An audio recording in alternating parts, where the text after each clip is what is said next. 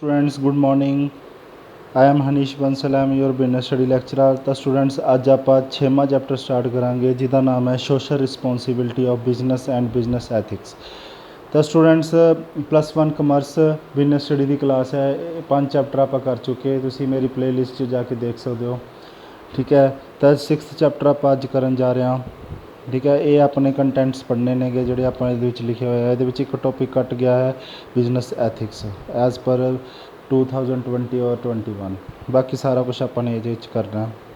ਠੀਕ ਹੈ, social responsibility of business and business ethics. ਤਾਂ ਕਹਿੰਦੇ ਸੋਸ਼ਲ ਰਿਸਪੌਂਸਿਬਿਲਿਟੀ ਮਤਲਬ ਆਪਣੀ ਜ਼ਿੰਮੇਵਾਰੀ ਕੀ ਹੈ ਸਮਾਜ ਦੇ ਪ੍ਰਤੀ, ਬਿਜ਼ਨਸ ਦੀ। ਠੀਕ ਹੈ, ਉਹਦੇ ਉੱਤੇ ਆਪਾਂ ਪੜ੍ਹਾਂਗੇ। ਦੇਖੋ ਸਾਰੇ ਸਟੂਡੈਂਟਸ, ਇੰਟਰੋਡਕਸ਼ਨ ਦੇਖੋ students.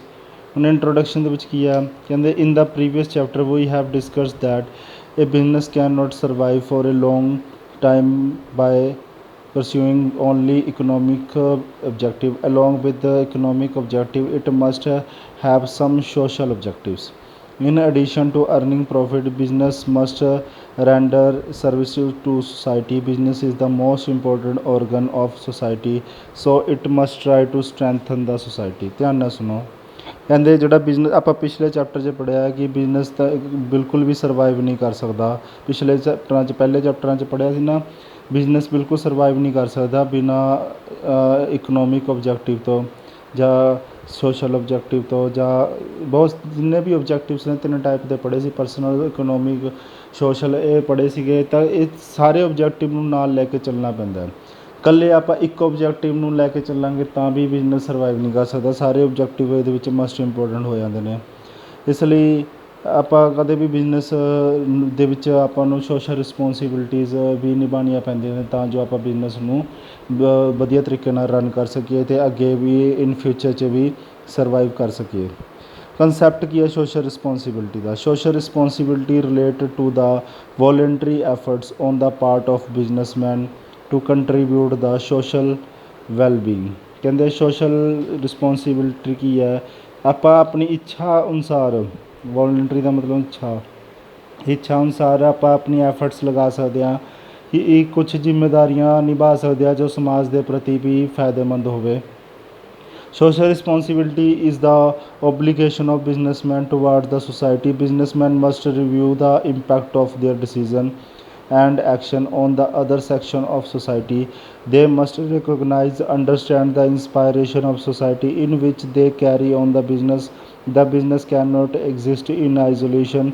The businessmen make use the resources of society and earn from the member of society, so they must do something for the society.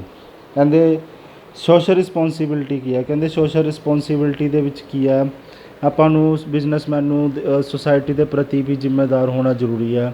ਉਹਦੇ ਵਿੱਚ ਉਹਨੂੰ ਦੇਖਣਾ ਚਾਹੀਦਾ ਕਿ ਜਿਹੜਾ ਉਹ ਜਿਸ ਹਿਸਾਬ ਨਾਲ ਉਹ ਬਿਜ਼ਨਸ ਕਰ ਰਿਹਾ, ਜਿਹੜੇ ਡਿਸੀਜ਼ਨ ਲੈ ਰਿਹਾ, ਜਿਹੜਾ ਵੀ ਐਕਸ਼ਨ ਉਹ ਲੈ ਰਿਹਾ, ਉਹ ਕੀ ਉਹ ਸਮਾਜ ਦੇ ਪ੍ਰਤੀ ਸਹੀ ਹੈ ਜਾਂ ਨਹੀਂ ਹੈ।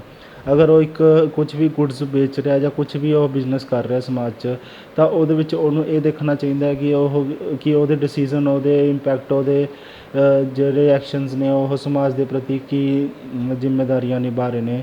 ਠੀਕ ਹੈ, ਤਾਂ ਉਹਨਾਂ ਨੂੰ ਇਸ ਤਰੀਕੇ ਨਾਲ ਵੀ ਨਹੀਂ ਕਰਨਾ ਚਾਹੀਦਾ ਆਪਣੀ ਮਨਮਾਨੀ ਕਰਕੇ ਕਿ ਖੁਦ ਆਪਣਾ ਪ੍ਰੋਫਿਟ ਕਮਾਉਂਦੇ ਰਹੋ ਅਤੇ ਸਮਾਜ ਦਾ ਨੁਕਸਾਨ ਕਰਦੇ ਰਹੋ। ਤਾਂ ਜੋ ਵੀ ਤੁਸੀਂ ਪ੍ਰੋਡਕਟ ਵੇਚ ਰਹੇ ਹੋ ਸਮਾਜ ਦੇ ਪ੍ਰਤੀ ਵੀ ਫਾਇਦੇਮੰਦ ਹੋਣਾ ਚਾਹੀਦਾ। ਸਮਾਜ ਦੇ ਅਗਰ ਤੁਹਾਡੇ ਤੋਂ ਕੋਈ ਪ੍ਰੋਡਕਟ ਖਰੀਦ ਰਿਹਾ ਹੈ ਤਾਂ ਉਹ ਪ੍ਰੋਡਕਟ ਦਾ ਸਮਾਜ ਨੂੰ ਵੀ ਫਾਇਦਾ ਹੋਣਾ ਚਾਹੀਦਾ, ਉਹ ਯੂਜ਼ਫੁਲ ਹੋਣਾ ਚਾਹੀਦਾ। ਐਵੇਂ ਨਹੀਂ ਕਿ ਤੁਸੀਂ ਆਪਣਾ ਪ੍ਰੋਫਿਟ ਕਮਾਈ ਜਾਓ, ਉੱਥੋਂ ਸਮਾਜ ਦਾ ਵੀ ਨੁਕਸਾਨ ਹੁੰਦਾ ਰਹੇ।